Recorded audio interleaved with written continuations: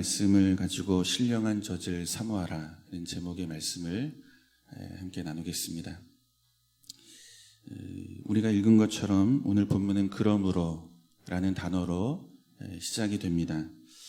앞에 있는 말씀의 내용과 오늘 본문이 무관하지 않다는 거죠.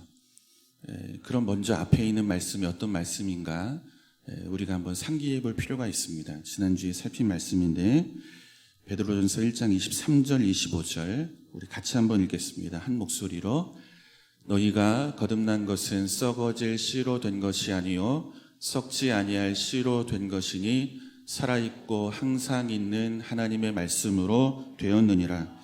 그러므로 모든 육체는 풀과 같고 그 모든 영광은 풀의 꽃과 같으니 풀은 마르고 꽃은 떨어지되 오직 주의 말씀은 세세토록 있도다 하였으니 너희에게 전한 복음이 곧 이 말씀이라. 아멘. 우리는 세상을 볼 때 이분법적 관점으로 보려는 경향이 있습니다. 물질은 속된 거라는 거죠. 그죠? 세상이 말하는 힘, 또 권세 역시 속된 것이다. 이렇게 선과 악이라는 이분법적인 관점으로 세상을 바라보는 경향이 있습니다. 그러나 돈과 힘과 권세라는 것은 여러분 그 자체로 속되지 않습니다. 언젠가는 시들고 떨어지고 썩어지는 유한한 세상의 영광 그 자체가 아니라는 것입니다. 돈과 힘과 권세는 때로는 하나님 나라를 위해 너무나 필요한 또 중요한 요소인 것입니다. 문제는 어디에 있습니까? 돈이 누구 손에 들려 있느냐가 문제입니다. 힘과 권세가 어떤 인생의 손에 들려 있는가, 이것이 문제인 것입니다. 하나님의 말씀 앞에 항복하지 않는 자, 하나님의 말씀을 모르는 자, 이들의 손에 돈이 들려 있고 힘이 들려 있고 권세가 들려 있을 때 그때 그 자리에는 필연적으로 썩어지는 속된 열매, 유한한 세상의 영광이 열매로 맺어지게 된다는 것입니다. 돈이 그 자체로 속된 것이 아닌 거예요. 누구 손에 들려 있느냐, 이것이 중요한 거죠. 말씀을 알고 말씀 앞에 항복하는 자의 손에 돈이 들려 있을 때 이 돈을 통해서 영원한 것이 열매로 맺어지는 거죠. 그러나 하나님의 말씀을 몰라요. 오직 아는 것은 세상을 살아가는 삶의 방식, 세상의 가치만을 알아요.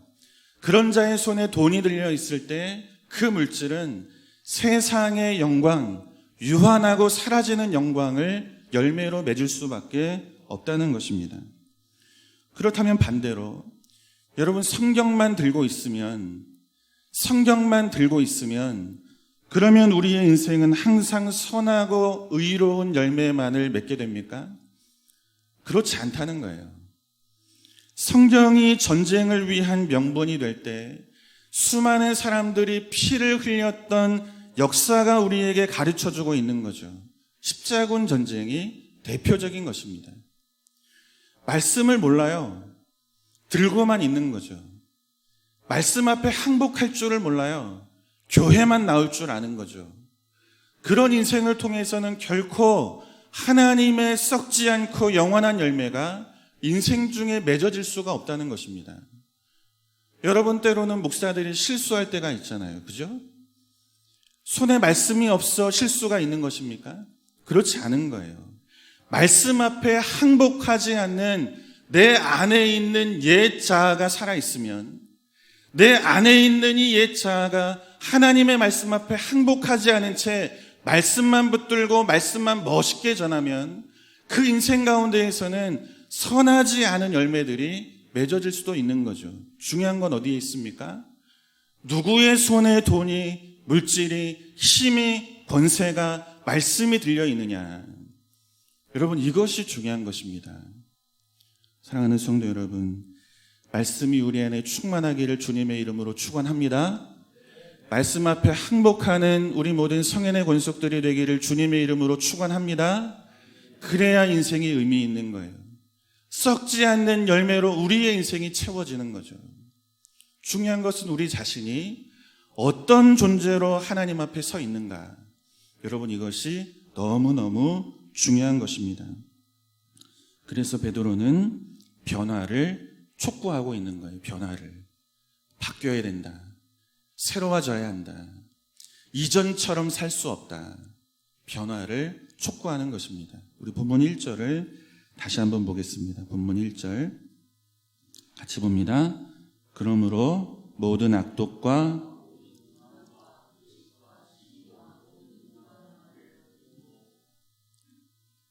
버리라는 거예요. 그죠? 버리는 것입니다. 여기에서 변화가 시작이 된다는 것입니다. 성경이 거듭난 하나님의 자녀에게 끊임없이 요구하는 것은 변화입니다. 제발 달라져야 한다는 거예요. 제발 이전처럼 그렇게 살지 말라는 거예요. 로마서 13장 12절을 보면 바울을 통해 하나님께서 우리에게 이렇게 권면하세요. 한번 따라 한번 해보겠습니다. 밤이 깊고, 주일 아침에는 식사하기가 좀 어려우시죠? 네, 좀 힘을 내서 다시 한번. 밤이 깊고 낮이 가까우니 어둠의 일을 벗고 빛의 갑옷을 입으라. 밤이 깊어지는 거예요. 이제 해가 뜨는 낮이 돌아온다는 거죠. 그러니 어둠 속에서 행하던 삶을 다 내려놓고 이제는 빛의 갑옷을 입는 자로 변화하라는 거예요. 새로운 인생의 길을 걸라고 하나님 말씀하고 계시는 거죠. 우리가 잘 아는 에베소서 4장 22절의 말씀을 보면 바울이 또 권면합니다. 옛 사람을 벗고 새 사람을 입으라는 거예요. 욕망에 끌려 살던 우리의 인생이, 유혹을 따라 살아가던 타락한 우리의 본성이 이 자리에서 벗어나고 이제는 하나님의 말씀을 따라 사는 자로, 말씀 앞에 항복하는 자로, 제발 새로운 인생으로 새 옷을 입은 자로 변화되라고 성경은 끊임없이 말씀으로 거듭난 자에게 요구하고 있다는 것입니다. 여러분, 기억해야 하는 거예요. 거듭났음에도 불구하고 여전히 어떤 자가 있는 것입니까? 옛 사람의 옷을 입고 사는 자가 있는 거예요. 거듭나 하나님의 자녀가 되었음에도 불구하고 우리의 인생이 무엇이 주장하고 있는가? 하나님의 말씀이 주장하지 않고 여전히 세상의 가치가 내 인생의 주인이 되어 나를 욕망과 욕심 가운데 끌고 가는 이 길에서 벗어나지 않는 자들이 여전히 어디에 있다는 것입니까? 교회 안에 있다는 거예요. 거듭났음에도 불구하고 바뀌지가 않는 거죠. 베드로는 촉구하고 있는 거예요. 벗어버리라는 거죠. 너희 안에 있는 모든 악독과 모든 기만과 모든 외식과 시기와 비방하는 말을 다 버리라고 말씀하고 있는 것입니다. 여기에서 변화가 시작이 된다는 것입니다. 지금 베드로가 말하는 이 5가지 악독과 기만과 또 외식과 시기와 비방하는 말, 이것은 악한 것을 의미하지만 이것을 넘어서 선악의 개념을 넘어서 세상을 살아가는 우리의 삶의 방식을 설명하는 내용입니다. 이 5가지는 선과 악이라고 하는 개념을 넘어서 우리가 가지고 있는 우리의 인생을 주관하고 있는 삶의 원리를 의미하는 5가지의 내용을 베드로가 지금 벗어버리라고 가르치고 있는 거예요. 여기에서 벗어나는 것으로 새로운 존재로서의 삶이 시작이 된다는 것입니다. 이 5가지를 우리가 알 필요가 있는 거죠. 악독이라는 말은 카키아라고 하는 단어입니다. 악에 대한 관념적인 개념을 말하지 않아요. 나를 싫어하는 사람, 나를 대적하는 사람, 나에 대해 모함하고 험한 말을 하는 사람, 이들을 해치려는 구체적인 생각과 계획을 뜻하는 단어가 악독이라는 말입니다. 단순한 악에 대한 관념적 개념이 아니고 내가 인생을 살아가는 중에 마주하는 사람, 나를 힘들게 하고 어렵게 하는 사람, 나를 대적하는 사람, 이 사람 앞에서 내가 이 사람에 비해 얼마나 우월한 자인지를 드러낼까?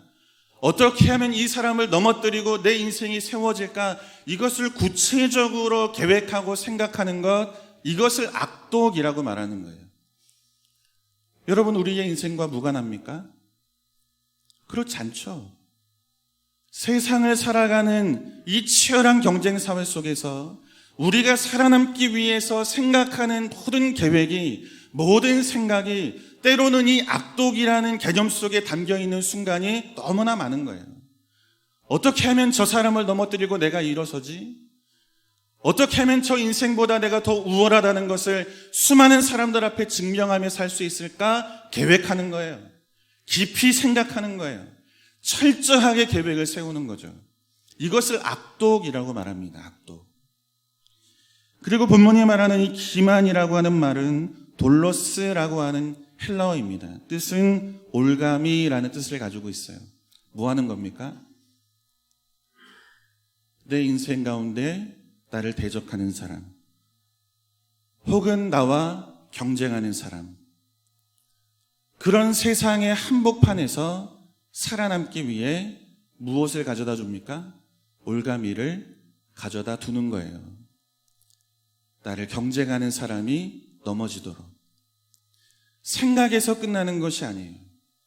어떻게 하면 내 인생이 저 인간을 넘어뜨리고 일어설까? 생각에서 끝나는 것이 아니고 무엇을 가져다 둡니까? 올가미를 그 사람 앞에 가져다 두는 거예요. 넘어뜨리는 거죠. 생각과 계획이 행동으로 옮겨지는 것입니다. 이것을 기만이라고 말하는 거예요. 그리고 세 번째는 외식이라는 것인데 휘포크리시스라고 하는 단어입니다. 뜻은 숨기다, 속이다라는 뜻을 가지고 있어요. 누가 올가미를 가져다 둡니까? 내가 가져다 두는 거예요. 그죠? 그런데 뭐 하죠? 우리는 내가 놓지 않은 척, 내가 이것을 가져다 두지 않은 척, 그렇게 하며 살아가죠. 여러분, 이것이 세상을 살아가는 삶의 방식인 거예요. 하고도 아닌 척, 숨기고 속이며 살아가는 외식이 우리 안에 있다는 것을 우리는 부인할 수가 없는 거죠. 이것이 세상이 우리에게 가르치는 삶의 방식이고 생존 경쟁에서 이길 수 있는 지혜라고 세상은 우리에게 가르치는 거예요. 생각하고 계획하는 것을 행위로 옮기고 그 행위 속에 누군가를 넘어뜨리려고 하는 그 일이 내가 한 것이 아닌 것처럼 외식하며 살아가는 거죠. 그리고 식이라는 말은 푸도노스라고 하는 단어입니다. 방해하다라는 뜻을 가지고 있어요. 남이 잘 되는 것을 그냥 두고 보지 못하는 것을 넘어서 적극적으로 방해하는 행위, 이것을 푸도노스, 식이라 베드로는 가르칩니다. 적극적으로 방해하는 거예요. 넘어뜨리기 위해서 적극적으로 행동으로 삶으로 옮겨놓는 거죠. 여러분, 이것이 우리가 오늘 살아가는 인생인 거예요. 이것으로 안 되면 뭐합니까? 카탈랄리아라고 하는 비방하는 말을 쏟아놓기를 시작하는 것입니다. 욕이라는 뜻을 가지고 있어요. 험담이라는 뜻을 가지고 있어요. 생각한 것을 계획으로 옮깁니다. 행동으로 옮깁니다. 올가미를 두지만 이 올가미에 걸려 넘어지지 않습니다. 적극적으로 방해해도 그 사람을 이길 방법이 없어요. 내 인생 가운데 그때 나오는 것이 무엇입니까? 비방하는 말이 나오는 거예요. 저 사람 몹쓸 사람이야. 하지 않은 일을 한 일로 꾸며서 그 사람을 비방하고 모함하는 것이 바로 이 비방하는 말, 이것입니다. 이것을 버리라는 거예요. 인생을 살아가는 삶의 방식과 목적이 세상 사람들과 같을 수 없다는 거예요. 예수 믿고 말씀 안에 거듭난 이상 우리는 세상의 가치 속에, 세상 사람들이 생존을 위해 살아가는 삶의 방식 속에 그렇게 내 인생을 묶어둔 채 살아갈 수 없다는 거예요. 바뀌어야 된다는 거죠. 그래서 무엇 하라는 것입니까? 버리라는 거예요. 세상 사람들이 너희에게 가르치는 것, 세상이 우리에게 가르치는 지혜라는 것, 그 외식과 시기와 기만과 이 비방하는 모든 말들을 다 버리라는 것입니다. 옛 사람의 방식을 다 버리라는 거예요. 그리스도 안에서 새로운 방식으로 변화된 길을 걸어가는 자가 되라고 말씀하고 있는 거예요. 그런데 여러분, 이 일이 쉽지가 않은 것입니다. 우리가 살아가는 인생이 정글과도 같기 때문에 그래요. 앞서 말씀드린 것처럼 누군가를 넘어뜨려야 하는 것입니다. 생존을 위해서라면 누군가가 나를 대신해서 죽어야 하는 것입니다. 세상은 그런 정글과도 같은 곳입니다. 그런 정글과도 같은 곳에서 가장 필요한 생존 무기는 악독이죠. 지혜라고 말하는 세상이 계획을 세우는 거예요. 어떻게 하면 저 사람을 누르고 이길까? 행동으로 옮기는 거예요. 올무를 가져다 두는 거예요. 그리고 숨기는 거죠. 모른 척하고 외식하며 살아가는 거예요. 적극적으로 방해하는 거예요. 내 생존을 위해서. 이것으로 안 되면 비방하는 말을 쏟아놓으며 살아가는 것입니다. 세상은 이렇게 돌아갑니다. 세상이 우리에게 가르치는 삶의 방식이 여기에 있습니다. 그리고 내심 우리도 이 가르침에 동의하죠. 그래서 버리기가 어려운 거예요. 그런데 중요한 것은 베드로가 이 말을 여러분 꼭 기억하셔야 돼요. 불신자에게 던지는 말이 아닌 거예요. 그죠? 신자에게 던지는 말인 거예요. 말씀으로 거듭난 자에게 던지고 있는 말인 거예요. 예수의 십자가 그 크신 공로를 힘입어 하나님 자녀가 된 저와 여러분의 인생 가운데 던지는 말이 이 말인 거예요. 세상 원리 가운데 묶이지 말고 이제 새로운 계명, 하나님의 말씀과 법에 묶여 변화된 인생의 길을 걸으라. 이것을 우리에게 말하고 있는 거예요. 믿는 자들에게. 여러분, 저와 여러분은 예외입니까?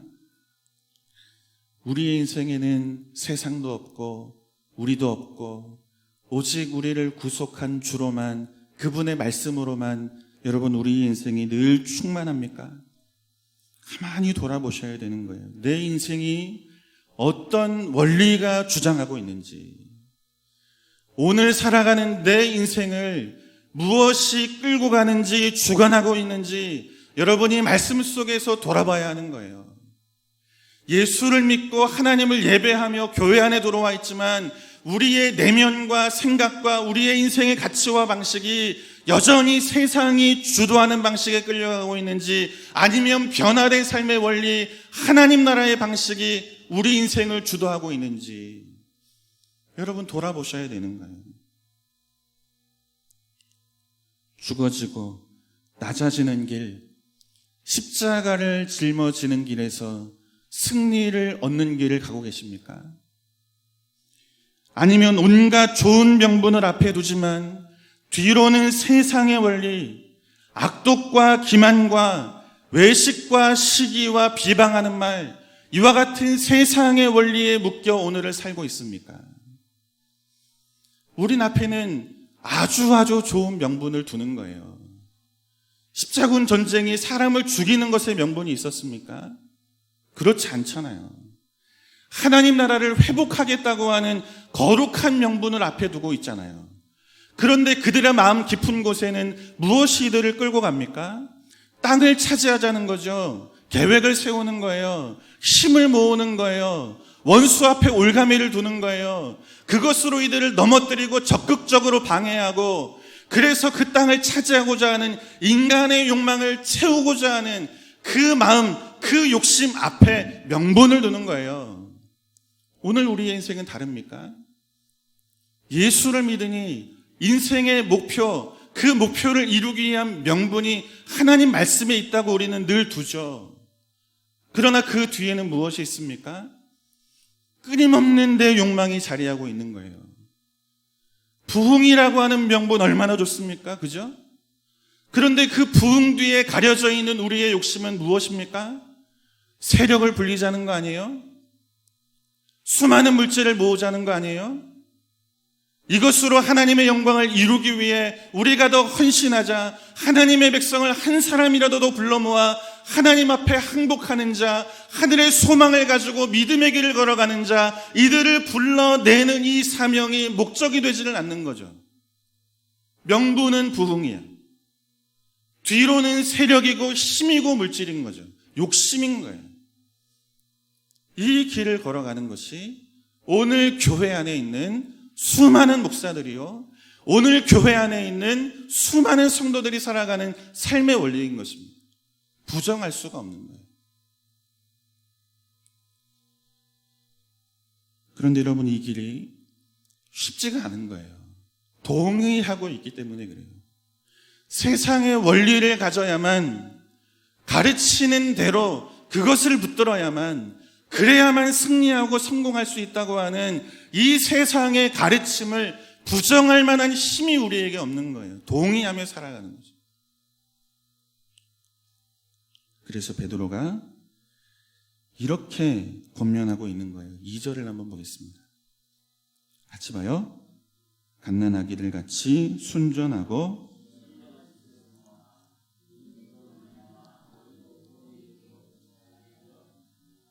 아멘. 무엇이 바꿉니까? 말씀이 바꾸는 거예요. 우리의 강팍함을. 무엇이 우리 안에 있는 이 옛사람을 새 옷을 입은 새 사람으로 바꾸는가? 말씀이 바꾸는 거예요. 말씀 되시는 주가 우리 안에 충만해야, 그래야 우리가 놓을 수 없었던 것, 그래서 놓지 못하고 끌려갔던 것, 이 세상의 원리를 내려놓을 수 있는 거예요. 여러분, 하나님의 말씀을 사모하는 저와 여러분 될 수 있기를 주님의 이름으로 축원합니다. 오늘 목장 나눔지를 보신 분들은 아시겠지만 솔직하게 구체적인 적용점 2번에 답을 쓰셔야 됩니다. 성도는 하루에 성경을 몇 장 읽어야 한다고 생각합니까? 그죠? 너무너무 중요한 질문인 거예요. 너무너무 중요한. 너무너무 단순하고 쉬운 질문이면서 우리 인생의 가장 중요한 질문이 될 수 있는 거예요. 예수를 믿으면서 말씀과 분리된 인생의 길을 걸어갈 수가 없잖아요. 말씀과 떨어진 채 세상의 원리 말고 하나님 원리로 살아야지. 아는 게 없는데, 말씀이 없는데, 아는 건 세상의 원리밖에 없는데 어떻게 우리가 주의 말씀 앞에 항복하며 살겠습니까? 진지하게 여러분 답을 하시고 진지하게 그 답에 내 삶을 맡기며 살아가셔야 돼요. 말씀을 사모하는 자가 돼야 합니다. 말씀을 사모하는 자. 그래야 바뀌어요. 그래야 바뀌어요. 저희 집사람은 아직도 모른다고 합니다. 저는 확실히 기억하는 게 하나 있습니다.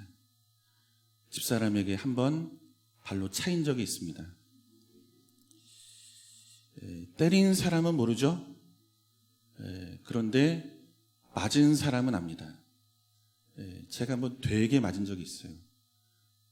여러 대 맞은 것이 아니고 딱 한 번 맞았는데 아주 충격적으로 잊혀지지 않는 기억으로 제 몸에 새겨져 있습니다. 큰애가 태어나서 얼마 안 됐을 때요. 여러분 다 아시지만 신생아들은 오줌을 굉장히 자주 싸죠. 그런데 싸는 만큼 너무너무 자주 먹습니다. 이제 앞으로 우리 젊으신 분들 자녀 키우면 다 아시겠지만 너무너무 잘 먹습니다. 제가 찾아보니까 하루의 수유를 평균 8번에서 12번을 한다고 합니다. 여자분들이 참 대단한 거예요. 근데 8번에서 12번 하는 그 수유 시간이 1회당 평균 짧으면 20분, 길면 45분이래요. 평균적으로 10번을 수유하고 30분을 먹이면 하루 몇 시간을 젖을 물리고 있어야 됩니까? 5시간이에요. 5시간 동안 꼼짝없이 아이의 젖을 물리고 있어야 하는 것입니다. 잠을 자다가도 아기가 울면 깨서 젖을 물려야 하는 거예요. 한밤중이었습니다. 우리 애가 깨서 우는 거예요. 제가 저희 집사람을 불렀죠. 애기 우네, 젖 달라고 하나 봐. 말이 끝나기 무섭게 발이 날라와서 제 허벅지를 팍 차는 거예요. 뭐 잠결에 이제 맞고 깜짝 놀라서 저도 깼죠. 기억을 못해요. 저는 기억하는데. 여러분 알죠? 얼마나 힘든지, 그죠? 얼마나 피곤한지. 그래도 제가 제 젖을 물릴 수는 없잖아요. 집사람을 어쨌든 깨워야죠. 무슨 말씀을 드리려고 하냐면 신령한 젖을 사모하라. 여러분 이 말씀이 어떤 의미인지 아시겠습니까? 끊임없이 주의 말씀을 찾고 또 찾으라는 거예요. 엄마의 젖을 떠나서는 아이가 살 수 없는 것처럼 하루에 12번씩이나 엄마의 젖을 찾는 그 어린아이처럼 그 심정을 가지고 신령한 젖, 하나님의 말씀을 사모하는 자가 되라는 거예요. 성경책을 끌어안고 살라는 것이 아니고 펼쳐 읽으라는 거예요. 신생아가 엄마 젖을 사모하는 것처럼 주의 말씀을 사모해서 읽고 또 읽으라는 거예요. 그 말씀을 내 심령 안에 채우고 또 채우라는 거예요. 그리고 그 말씀이 나를 가르치는 대로 그 말씀 안에 담겨있는 하나님 나라 그 원리 앞에 항복하고 또 항복하라는 거예요. 그때 우리 안에 있는 세상의 원리가 뽑아지고 버려진다는 거예요. 말씀이 들어와야 그 말씀이 우리 안에 있는 세상의 원리를 몰아내는 거예요. 그런데 우리는 말씀은 없고 결심만 있죠. 몰아내야지 안 되는 거예요. 신령한 젖을 사모하는, 말씀을 사모하는, 이 말씀을 끊임없이 찾고 읽고 내 가슴에 채우는, 그래서 내 안에 있는 이 세상의 원리들을 뽑아내는 이 길로 변화를 이루라. 베드로는 가르치고 있는 것입니다. 교회는 다니는데 세상 사람과 다르지 않습니다. 설교할 때는 참 목사처럼 보여요. 그런데 세상을 보면, 사는 것을 보면 목사처럼 보이지가 않아요. 성경책 들고 교회 갈 때면 영락없이 이 사람은 성도예요. 그런데 직장에서 만나면 이 사람이 성도인가? 의심스러운 거예요. 세상의 원리를 붙잡고 살아가는 거죠. 사랑하는 성도 여러분, 주의 말씀을 읽고 또 읽는 성도가 되기를 주님의 이름으로 축원합니다. 이것이 복이에요. 그 말씀이 내 안에 채워질 때 내 안에 있는 세상의 이 악한 뿌리들이 다 뽑혀지고 버려지는 것입니다. 그래야 변화와 성장의 길이 열리게 되고 우리 입술의 언어도 달라지고 얼굴의 표정도 달라지고 살아가는 삶이 달라지게 되어 있습니다. 말씀이 채워져야 하는 거예요. 그렇다면 어떤 말씀을 우리 안에 채워야만 하는가? 3절입니다. 같이 보겠습니다. 같이 읽어요. 너희가 주의 인자하심을 맛보았으면 그리하라. 주의 인자하심을 말씀 앞에서 보고 또 보아야 합니다. 그래야만 삽니다.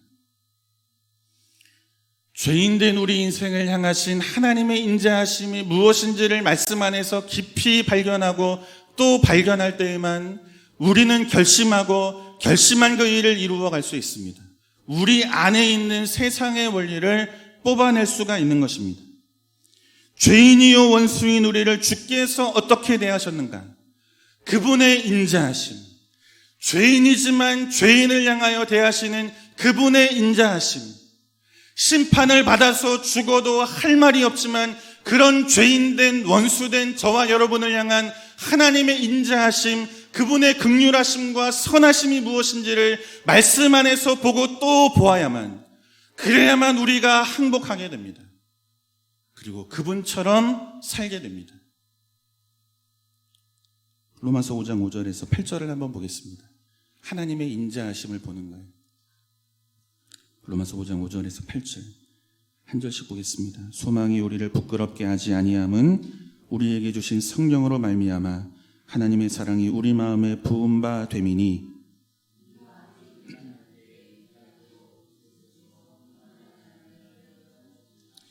의인을 위하여 죽는 자가 쉽지 않고 선인을 위하여 용감히 죽는 자가 혹 있거니와,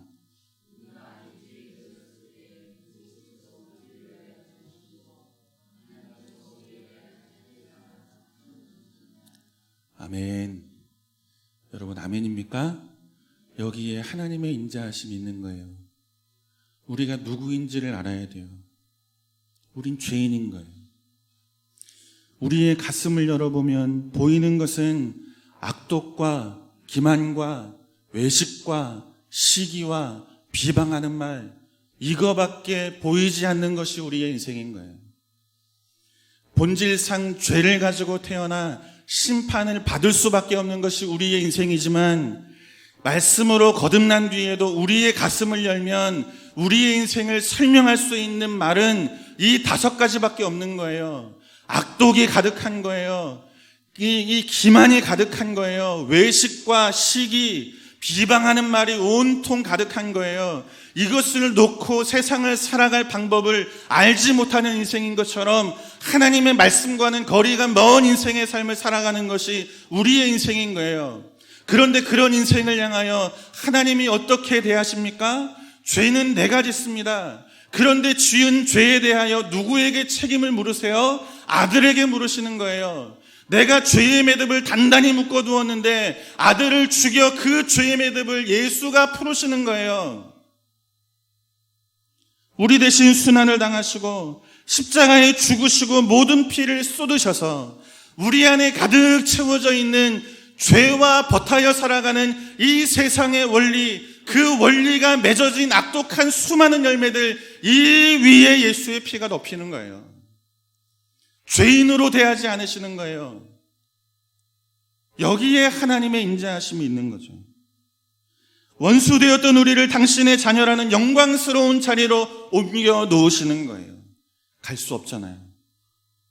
갈 수 있게 하시려고 예수를 대신 죽이시는 거예요. 여러분, 죄인된 우리를 위해 죽으신 그리스도 예수 안에서 우리가 발견하는 것은 그 어떤 악독도 기만도 외식도 시기도 비방하는 말도 아니잖아요.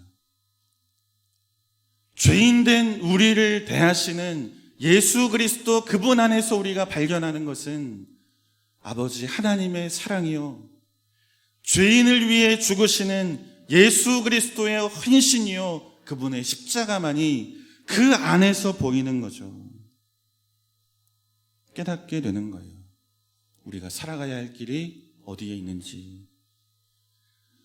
죄인된 우리를 향한 여호와의 인자하심이 무엇인지를 말씀 안에서 보고 또 보고 우리 가슴에 채우고 또 채우게 되면 우리가 살아가는 인생의 길이 어떠한 길이어야 하는지를 보게 되는 거예요. 죽이고 사는 길이 아니라 죽어서 열매 맺는 길이 우리가 가야 하는 길이라는 것을 성경은 여호와의 인자하심, 죄인을 대하시는 아버지 하나님의 마음, 그 은혜 안에서 우리에게 가르치고 있는 것입니다. 그래서 말씀하시는 거예요. 너희가 주의 인자하심을 맛보았으면 그리하라. 너희가 여호와의 인자하심을 맛보았다면 그리하라. 따라서 한번 해볼까요? 너희가 주의 인자하심을 맛보았으면 그리하라. 여호와의 인자하심을 말씀 안에서 날마다 볼 수 있어야 합니다. 내 가슴에 채우고 또 채워야 합니다. 그래야 악독이 뽑아지고 기만이 사라지고 외식도 시기도 비방하는 말도 다 사라지게 됩니다. 얼굴이 펴지게 됩니다. 세상을 살아가는 삶의 방식이 달라지게 됩니다. 바라게 된 주의 말씀이 우리 안에 채워지고 또 채워져서 우리 안에 있는 세상의 모든 원리들이 다 떠나가고 버려지고 오직 우리 안에 썩지 않고 쇠하지 않는 영원한 주의 말씀으로 채워 우리의 삶이 주 안에서 세상과 다른 삶, 하나님의 인자하심이 우리를 통해서 넘쳐 보여지고 흘러가는 삶, 이 길을 걸어가는 저와 여러분 될 수 있기를 주님의 이름으로 축원합니다. 그런 교회 되기를 주님의 이름으로 축원합니다.